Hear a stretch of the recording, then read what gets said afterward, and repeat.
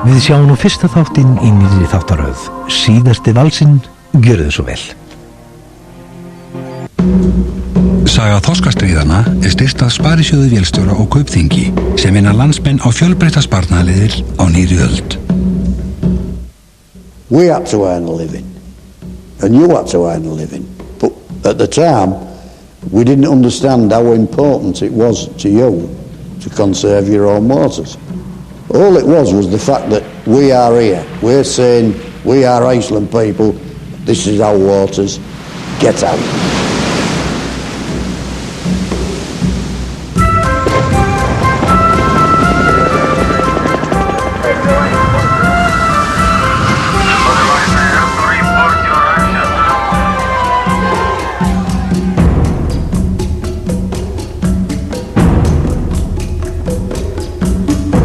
I was born up on the Hazel Road area of all the fishing community area.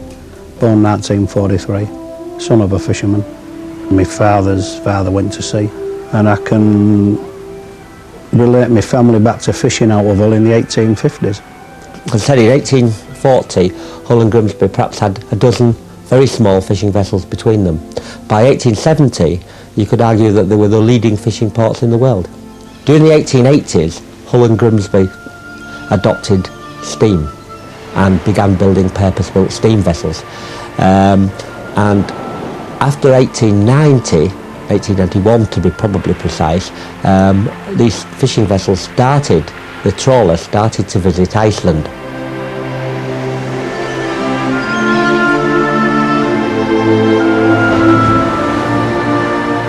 It was the nearest place to fish. And to us, it was the most prolific place to fish at that time.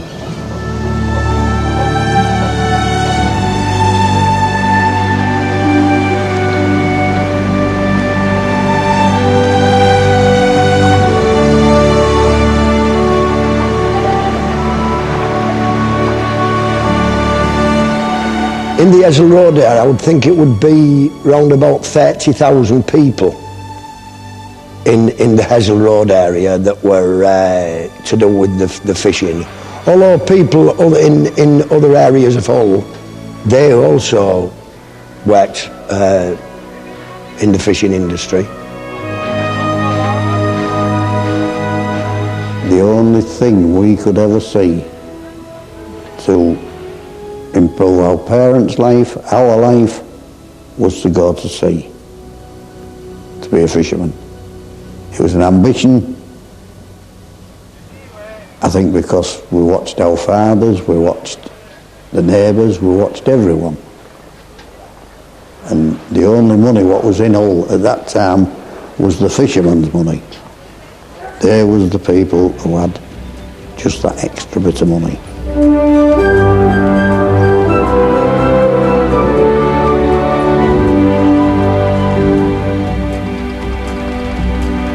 We were happy people, although we didn't have much money.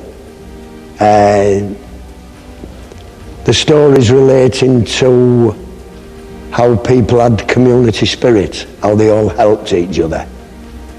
Poor but happy, I would think.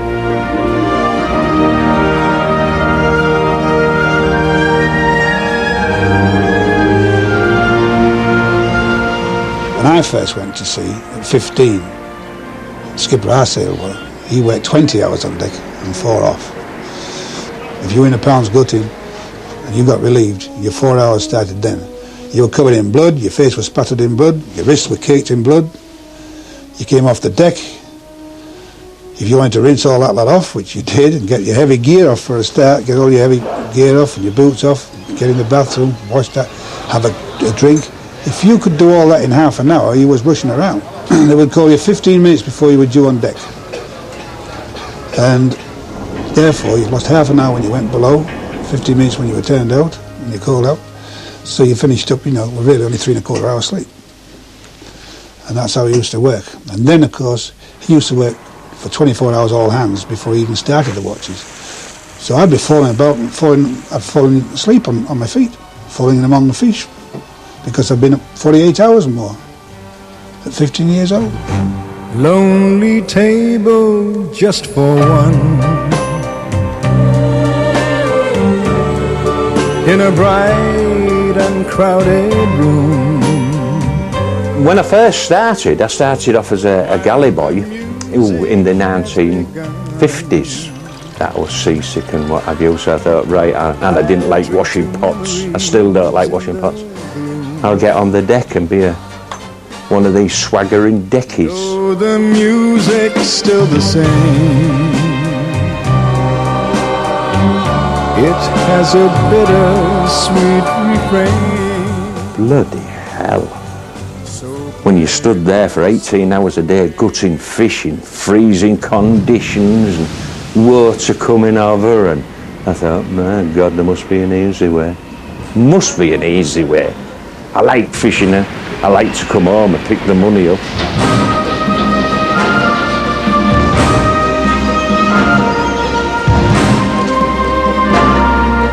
When a fisherman come home, he was the smartest man in the world. He had his suit and he felt $1 million. Apart from the money, he felt $1 million. They designed their own suits, their own shoes, and had them made in shops. They created square-toed shoes so they could stand nearer the bar.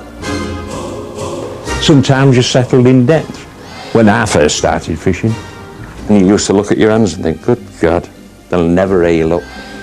And then within 36 hours you was back to sea again. Well, the responsibilities of the skipper was huge, really. He was given a ship, 20 men, go and make it pay. There was always somebody there waiting for your job. And so therefore you used to put your men through hell and earth. You know, I don't know how, I couldn't do it now. I couldn't put men through what I used to have to put men through. I often wake up at night with bad dreams, yeah, and I do, seriously, of the weather that we use for fishing. And I say, thank God I never lost a man, and I never maimed a man, but I was very, very fortunate.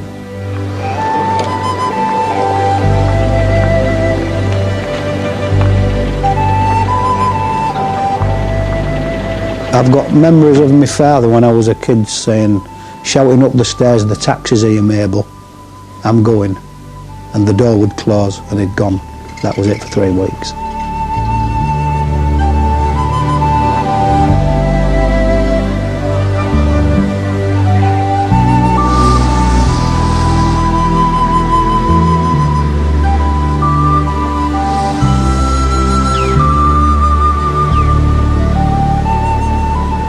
Fyrstu tilraunir sem þeir gera, sem ensk skip gera til að veiða með botnvörpum við Ísland er 1889 og svo eykst þetta mjög hröðum skrefum. Þeir koma hér á hverju sumri á sífellt fleiri togurum og fyrir aldamót eru þeir farnir að veiða allt í kringum landið og svona aldamótin eða fljótt eftir aldamótin eru þeir farnir að vera hér allan ársins hring.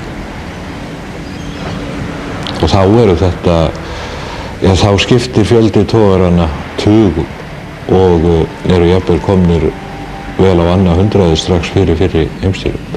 Og það er svo sókn sem að þeir halda í alveg fram til 1970. Þeir veita alveg upp á 30 míl og helst fyrir innan hana. Sko 3 mílu, það er tæpið 6 kilometrar. Það er eins og frá Lækjartorgi inn að Elliðan. En svo var þetta líka með Bretana og íslensku skipstjórnum enda líka, þetta var nú svona íþrótt að fiska fyrir innan. Það þótti engin maður með mönnum að hann gæti þýtti að fara inn fyrir og fá svolítið betri fisk. When there was no fish on the outside, I had to go straying inside. You know, it wasn't out of badness, it was more for what we call a crack. You know, if you thought there was a bit more fish inside, well, you go for it. Just have a little game of cat and mouse with the Icelandic Coast Guard. They used to love me, I used to love them.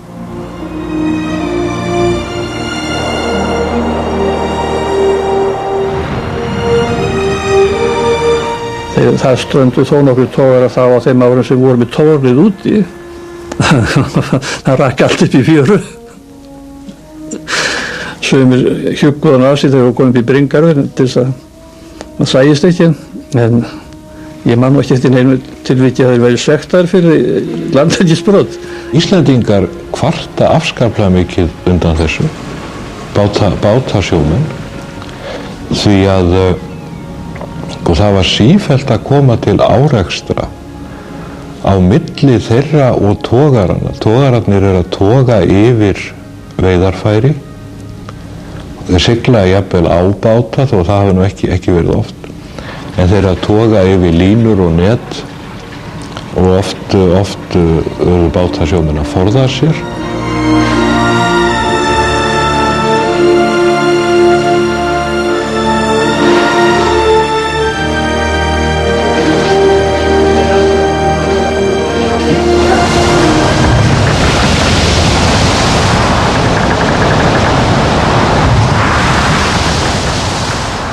Extending from 3 miles to 4 miles was not a problem, not from the fisherman's point of view. It was the point-to-point that they introduced, which didn't just cut out hundreds of square miles of fishing ground inside places like Breedy Bay and Faxhoy and whatsoever, but it really just denied you any shelter.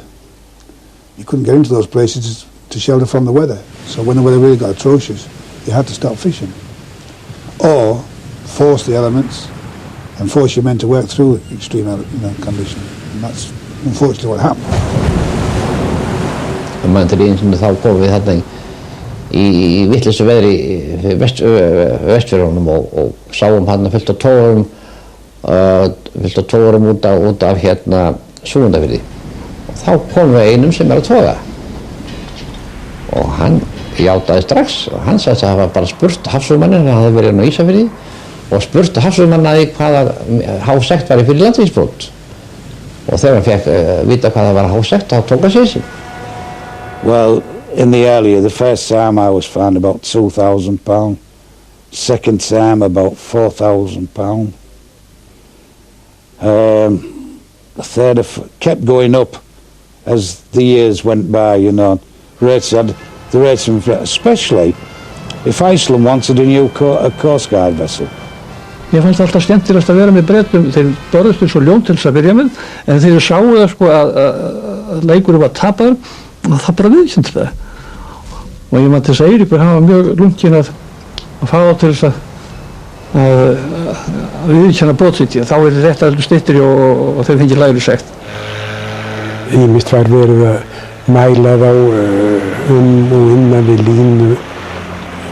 Það þurfti að hjálpa þeir voru að slasast og við vorum að reyna að aðstofa með það. Og nú í Brælnum þá komum við til Hafnar og þá hittum við þá og þetta voru sömu hverjir það voru ágætis félagar okkar. Og aðrar þjóðir eins og til dæmis belgar og sérstaklega belgar, þeir voru svo meiri að þeir fóru að gráta.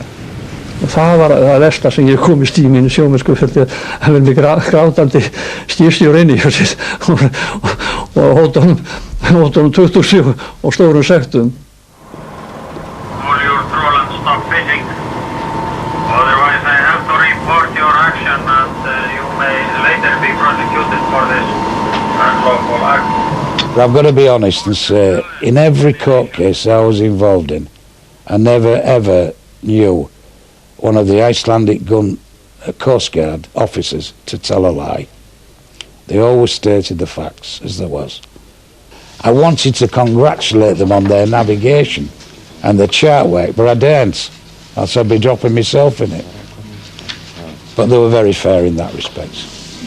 Já, við lentum í henni líka þann 19. og gerðum ítrekkaða tilraun til að keyra á okkur. Upp úr 1960, eða 58 var nú þetta út í 12 mílur, að þá eru dregnar grunnlínur milli til dæmis Vestmannaeyja og Eldeyjar og við það hurfu þessar hefðbundnu veiðislóðir Breta sem voru þá á hrygningarslóðin, þær hurfu fyrir landhelgina og við það þá fóru þeir að veiða smáþorsk út af norður og sérstaklega út af Vestfjörðum. Og það var mönnum náttúrulega mikill þyrnir í augum, en það varla hægt að saka þá það vegna þess að þeim var ekkert leyft að veiða á þessum hefðbundnu miðum, vertíðarmiðum hér suðvestanlands eftir útveslunni 12 mílurnar.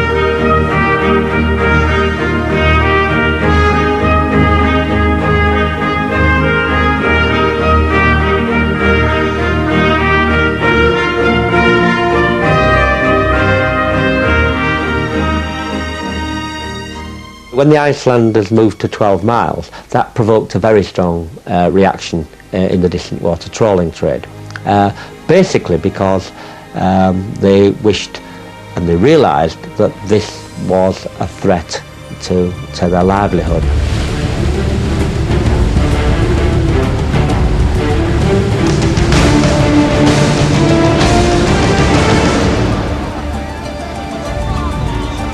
Nú, það var mikill hugur í varðskipsmönnum að reyna að standa sig sem best og reyna að sýna Bretunum að herskipið hræddu okkur ekki neitt. Þegar herskipið kom inn þá voru þau undir stjórn Andersson skipherra og hann virtist vera mjög hótunarglaður. Ef að varðskipin voru eitthvað að reyna að færa sig upp á skafti við togarana, að þá voru strax komnar hótanir frá honum að skjóta varðskipið í kaf og hann þyrfti ekki með 1 kúluskot. Þá var varðskipið sokkið. Á 3. degi útvastunar þá tóku Bretar höndum annan stýrimann af Maríu Júlíu og annan stýrimann af Þór og fleiri löggæslumenn og flutti yfir í Ísborg. Þetta ágæta skip Northern Foam, það var að þvælast þarna í lögbrotum og Eiríkur sendi okkur borð í hann til að taka hann bara á venjulegan hátt og við vorum hann borð í honum núna að vera þar einhverja smástund, klukkutíma eða svoleiðis þegar þreykáttan Eastbourne kom og þeir sendu stóran vélbát með fullan af mönnum með alvæpni og herskipið sagði sínum mönnum að fara með okkur borð í Þór en Eiríkur bara neitaði að taka við okkur og sigldi í burtu. Og þar með var barðið byrjað. Það var náttúrulega sáum við að Englendingar beittu klónum þannig að við gátum ekki vænst neina gríða að þeirra hendi en það var svo fjarrið því að held ég eins og í þeim skipum sem ég var engin bilbugur að finna á stjórnendum. Hins vegar fór strax að breyta á linkind hjá stjórnvöldum. Nú, við vorum þarna gestir hennar hátignar borð í Ísborg og við bjuggum bara með þeim eins og þeir. En við fengum ekki rómskallinn, Íslendingarnir. Það var talið þarna af hæstaráðinu að við gætum orðið of stríðsglaðir ef að við fengjum rámið. Nú, það var einn Íri þarna borð, hann var hafsetti og hann var dálítið vel hliðhollur okkur, vildi að við tækjum skipið og sigldum í höfn á Íslandi. Og ég segi það ekki að það málið hafi ekki verið rætt og við vorum þarna í 11 daga held ég. Þeir skiluðu þeim í land sjálfur. Völdu sér staðinn hérna í Keflavík, það er náttúrulega augljós mál, hvað veit hann hvers. En í öllum þessum deilum okkar báru kanin alltaf skikkjuna báðum herðum. Og einu vandamálin sem voru eftir hvort voru það að ameríska herstjórnin var eitthvað óánægð með það að varnarliðið á Keflavíkurflugvelli vissi ekki af því að kom heilt herskip næstum því upp að bryggju í Keflavík og hans viss af því. I was the navigating officer of the destroyer Lagos, and we were sent up to relieve the Fishery Protection Squadron about Christmas in 1958. The rules were explained to us. The limits were shown on charts, and we had to make them up ourselves to ensure that they were correct. We were given pictures of Icelandic gunboats so we could identify them. and we were told a bit about how the trawlers fish and how they conduct their business. See what happened, the Navy actually did a roll call and kept all the ships together, fishing together in a pack. So lots of the sort of autonomy that skippers had always had at the past, where they would fish in their own little areas and nooks and crannies, had gone. And that was a bit of a bind for the trawler skippers, really, because they've all got their own little pitches and they all like to do their own thing. They're very... that's the sort of nature of the beast almost for fishermen. So of course it was very frustrating for them, but the Navy said, they were under instructions that that was the only way that the ships could continue to fish there under the protection of the Royal Naval frigate at that point. Og þarna voru við með 7 varðskip, allt frá Óðni litla sem þá var, Óðni litla sem var 72 tonna bátur, og upp í Þór sem var þá flaggskipið undir stjórn Egils Kristofferssonar sem var 800 tonn. En þeir voru hérna með þessa bryndreka sem voru 3000 tonn og það var því nokkuð mikill stærðarmunur á þeim og minnsta varðskipinu okkar. En þetta fyrsta þorskastríð hef ég kallað verið svona taugastríð. Því að við reyndum að taka Bretann á taugum og herskipin reyndum að taka okkur á taugum. We would see the Icelandic gunboat come alongside the trawler, and he would stand with a loud hailer, and he would say, "Skipper, skipper," and we would all wave to him and get out of it and all this, you see. And then of course they would lower a boat with the Icelandic naval officers stood with the oar and a revolver on the hip. Það var farið að togurunum, það sem voru að veiðum og herskipin þá einhverstað nálægt, og kallað yfir í þá með hátalara að þeir væru á ólöglegum veiðum eða illegal fishing. En þetta var kallað illegala og þetta var sami texti lesinn sem yfir öllum togurum af öllum varðskipunum og þeir hafa ábyggilega þessi illegal hafa ábyggilega verið skipt þúsundum þegar í öllu stríðinu. Þetta var dálítið sérstakt og þetta var tekið svona skorp á þessu ef allum þessi varðskip var á svæðinu og 10 togarar að veiðum. Þá var tekið rispa á alla sem voru að veiðum og það sem voru að veiða og illegalaðir. Svo kannski þetta var morgunin og svo kannski kvöldi þá var tekið önnur rispa og þá voru illegalaðir sami hópurinn aftur. It was more mischievous, I think. We took a lot of it in fun. I don't think we realised the seriousness of it then. To us it wasn't a serious matter. And that was the way we approached it. We would throw potatoes at the gunboats. You know, that is the way the fishermen viewed it. It was a bit of fun. Þegar við gerðum nú mótleik, ef þeir grunum okkur við ætlum að senda bát yfir, við maður stoppaði hjá þeim, þá voru búin að búið til spjót og ætlaði að skutla þessi í gummibátana ef við kæmum yfir. Og svo voru það voru með heita gufu sem við voru tilbúin að sprauta okkur og þeir höfðu það þannig að þeir girtu bakbóst hliðina á skipinu þannig að við kæmum með netum, þannig að við komumstum ekki borð þeim megin en trollið var stjórnbórsmegin og þá var maður að fara undir vírana. Það var gætt verið lífshættulegt ef þeir myndu slá upp á lökkinni og skella vírarnir niður og klippt menn í sundur. Þannig að við fórum aldrei þeim megin borð í skipinu, þannig að það gætt verið stórhættulegt. Þannig að þeir voru vel undir þetta búnir og þeir ætlaðu ekki að hleypa okkur borð. The trawlers on the whole worked in various areas and they were supposed to say where they were moving to and which haven they belonged to. And we had a liaison skipper on board who would round up the trawlers every day to make sure we knew where they were and what they were up to. All trawlers. I spoke to the controlling skipper was on the warship. I think it was his idea where to fish. And any trawler skipper, any of them, I don't think I've ever in my life known one to agree with anybody else. Everybody had their own thing in their mind where they wanted to go. But this trawler skipper who'd been back at sea, well, he hadn't been back at sea for about 50 odd years or something like that. He was going back to that way of, oh, you fish here like you catch fish here. And as we all know, that's one thing you can't do because fishing, well, you rule by the phase of the moon, direction of the wind, tides and all this and another like, but this comedian thought we could catch fish there.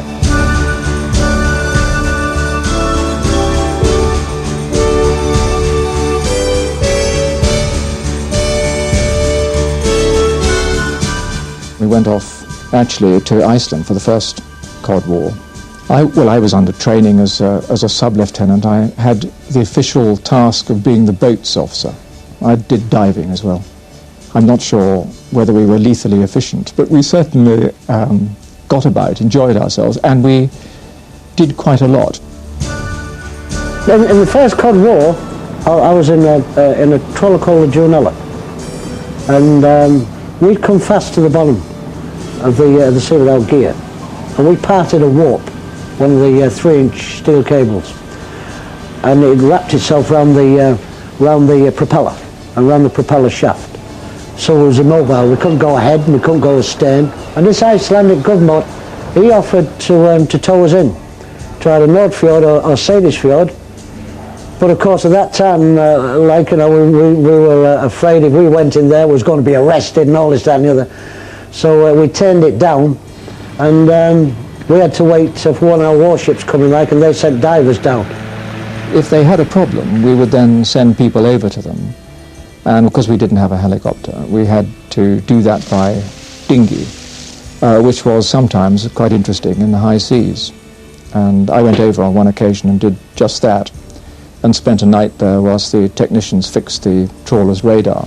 And I was actually very impressed by everything I saw on the trawler. A completely different atmosphere from naval frigate, but very professional, a bit scruffy, very bouncy, but when it came to handling wires and operating their trawls and the fishing process, they were extremely clever and very well practiced.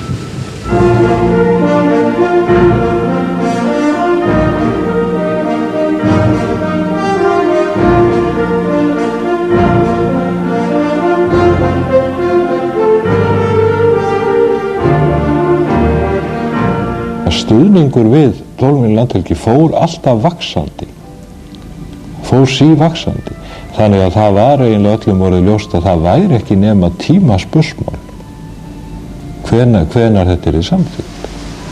Og þá nást samningar að það Bretar viðurkenna 12 mílna landhelgina, fengu leyfi til að veiða á ákveðnum stöðum á milli 6 og 12 mílna ákveðin tíma. Það var sérstaklega fyrir Vestfjörðum sem voru stífir í landhelgisbrotunum, og ég man það á Óðni, þá kom það fyrir það eiginlega í hverjum túr. Við tókum frá einum og jafnvel 4 togara í ferð sem varði í 16 daga. Þar kom einmitt Richard Taylor mikið við sögu. Well, I only ever had one address, my last address. Little Aroon, Arabaki, Anasislo, the state penitentiary. A very, very nice place. But I couldn't recommend it for holidays, you know. It's all hard labor.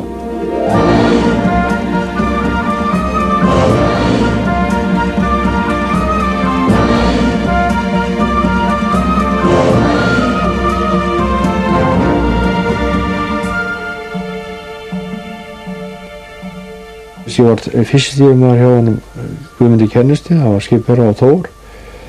Við hefðum verið sendið til Kópaskers að sækja kjöt fyrir Seyðisfjörð, þá var síldin í algleymingi sko. Og þegar við komum þarna suður fyrir Langanes, þá urðum við varið við stóran enskan flota sem var þar að veiðum. Margir þeirra, við mældum marga þeirra fyrir innan 12 mílur.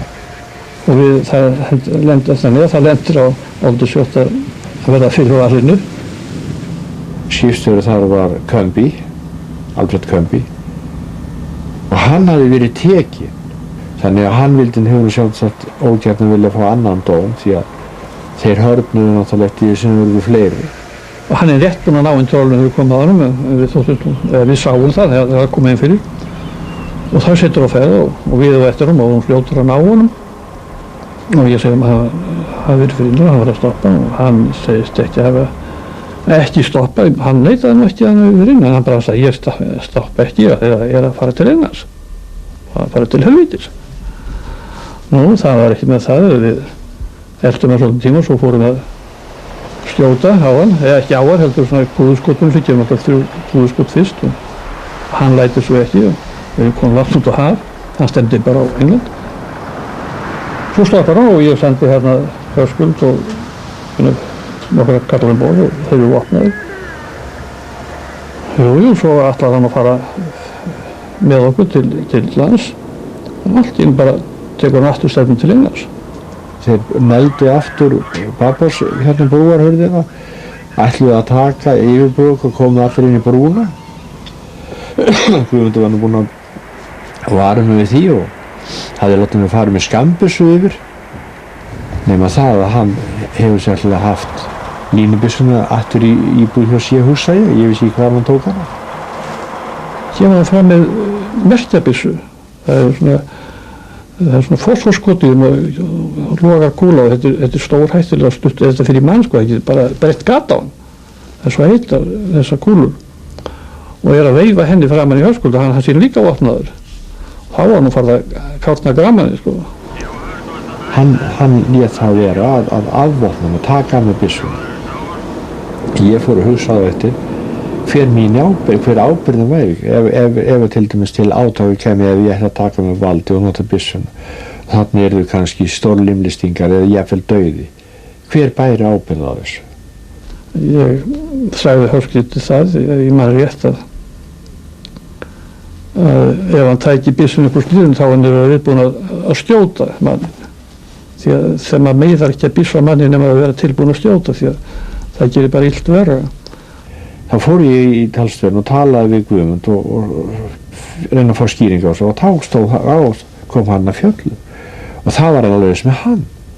Gat hann fyrir skipa mér að skjóta menn, hver stóð á bak við hann? Þessu gat hann ekki svara.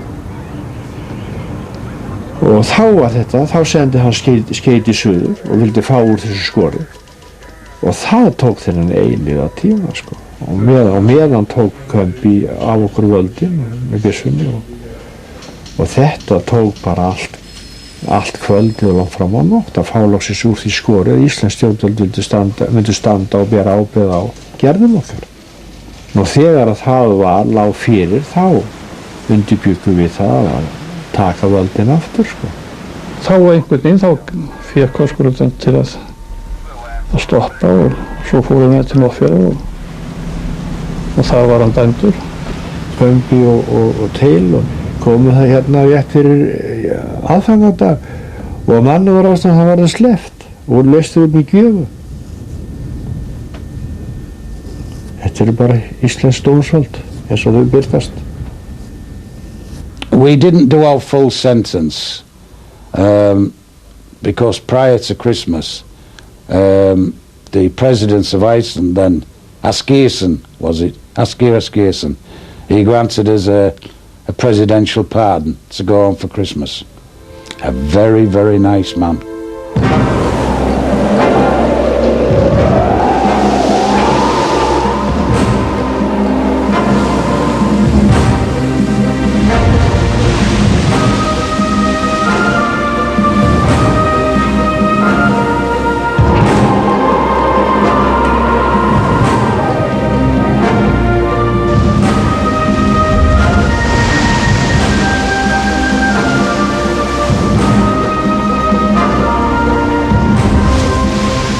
You could only do what the ship would do, and without risking life and limb, you had to fish in some really bad weather to catch the trip.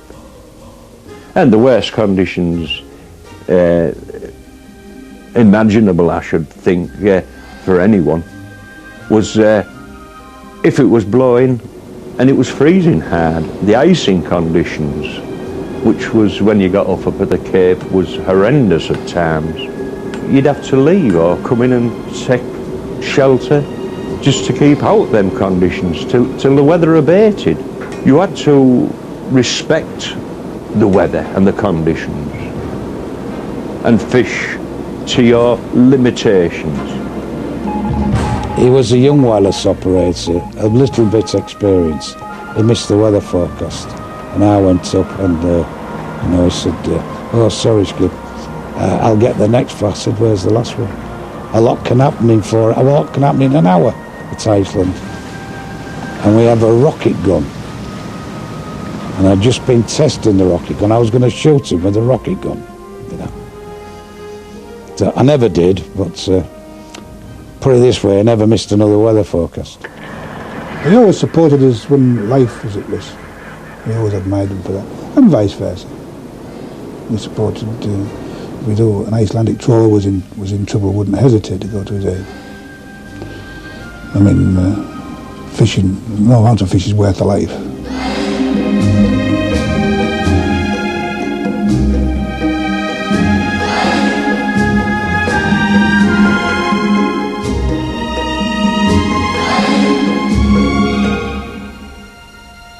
The Cleveland went when she was inside Isafjord, when she went with ice.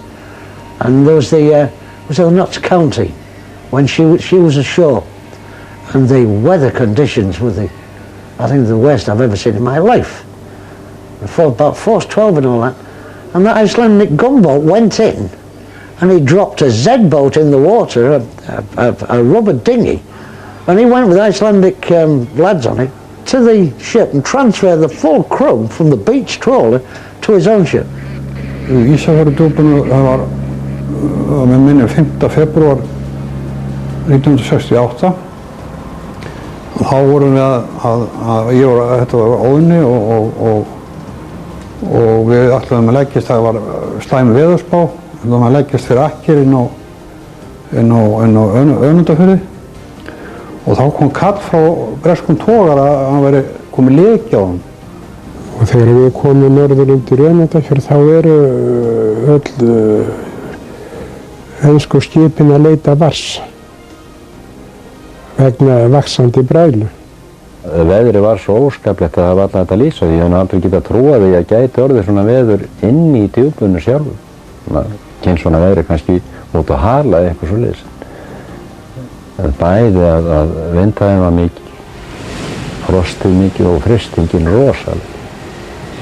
Það fraus allt sem kom og Óðinn fyrir löngu hættur að hreyfast og hann var stór hættur. Eitt leytið nóttina að þá kallaði breski togari Notts County og tilkynnti að hann væri strandaður undir Bjarnarnúpum. Þeir kvartuðu mikið kulda og það var það nú dálítið grófar aðferði til þess að fá þá til þess að reyna ekki að yfirgefa skipi. Nú þetta leyti kallaði annar breskur togari ykkur og sagði okkur að breski togarinn Ross Cleveland að hann hefði horfið af ratsjánum hjá þeim. Og þeir fórum svolítið varlega í þetta þegar þeir sögðu okkur þetta. Að hann hefði lagst á hliðan og sokkið þarna. Og morgunum fóruð upp undir við Snæfjallaströndina og þá sáum við togarann og þeir kvörtuðu mikið og þeir höfðu sett upp bát einhvern veginn fyrir þarna nóttina og maður rótast hreinlega bara á síðunni og dáið. Það var fyrst í eftirmiddeginu og mánudeginu sem að Sigurjón Hannesson fyrsti stýrimaður og Pálmi Hlöðversson annar stýrimaður bauðust til þess að fara á gúmbát með gúmbjörgunarbáta sem ballast í gúmbátnum yfir í togarn og reyna að ná í skipsöfnuna. Og Siggi fór með hann Óðinn alveg upp í harðagrjót til þess að það yrði sem styrst leiðin. Það var ekkert á dýftamennunum, það var ekkert undir skipin orðið sko. En þeir voru allir illa haldnir margir. Og þegar við komum að síðun á togarnum þá ætluðu þeir að ryðjast bara borð, Bretarnir. Fréttu þarna af hvernig fór fyrir Ross Cleveland, þeir vissu það og þeir voru búin að alveg búin að gefast upp á því að bjarga sér. Það var eiginlega með suma vandræði að koma þeim inn í góðum bátinn sko, þeir vildu bara helst hanga á okkur og kissa okkur og fann það.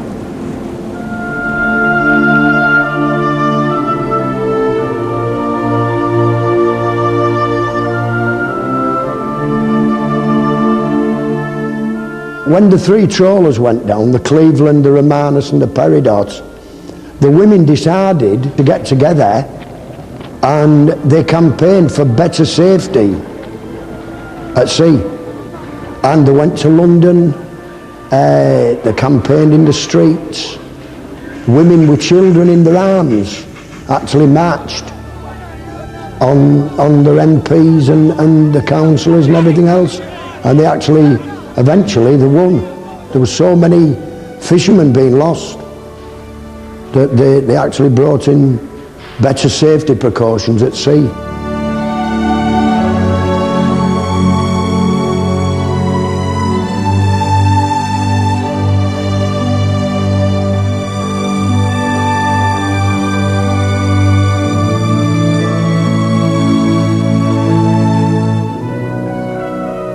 Mér minnist þetta voru 1972.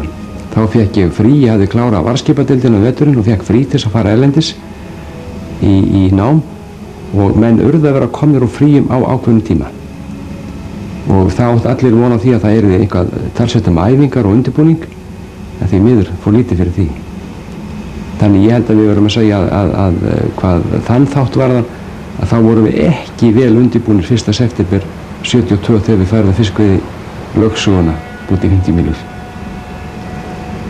Það var nú viðbúnaður svona í sambandi við var verið að æfa upp göngur í skip og svona farið á námskeið hjá lögreglunni í sambandi við að beita kylfum og þess áttar.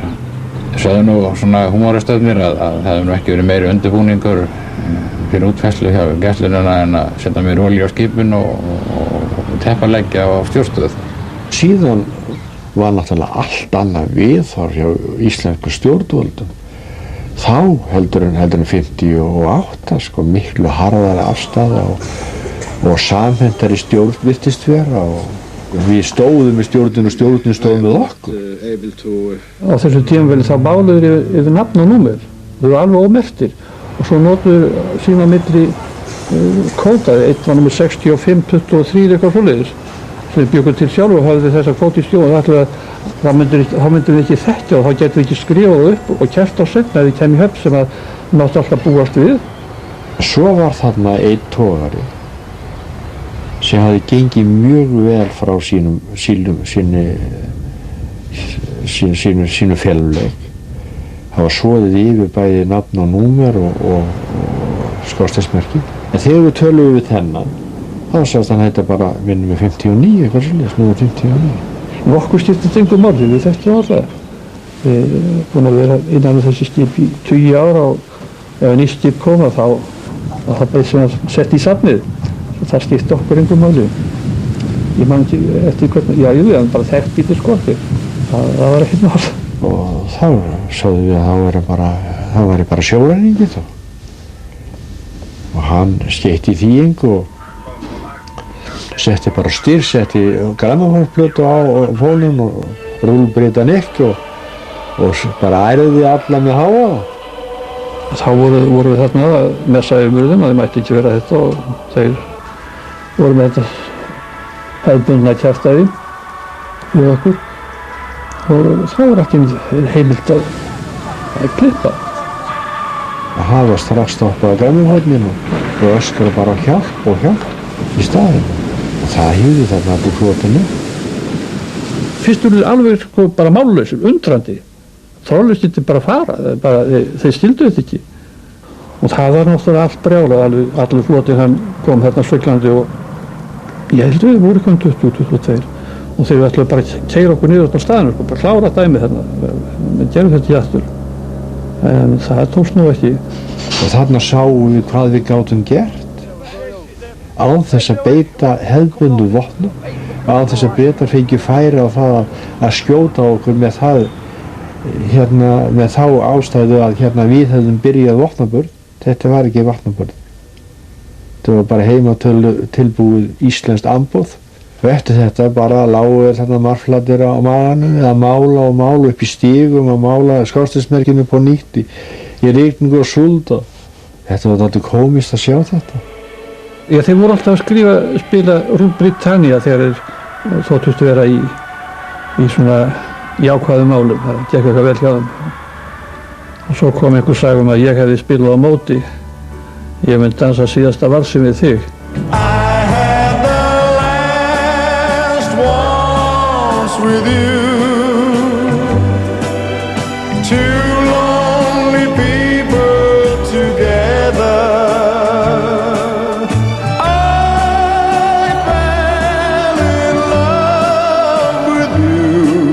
The last waltz last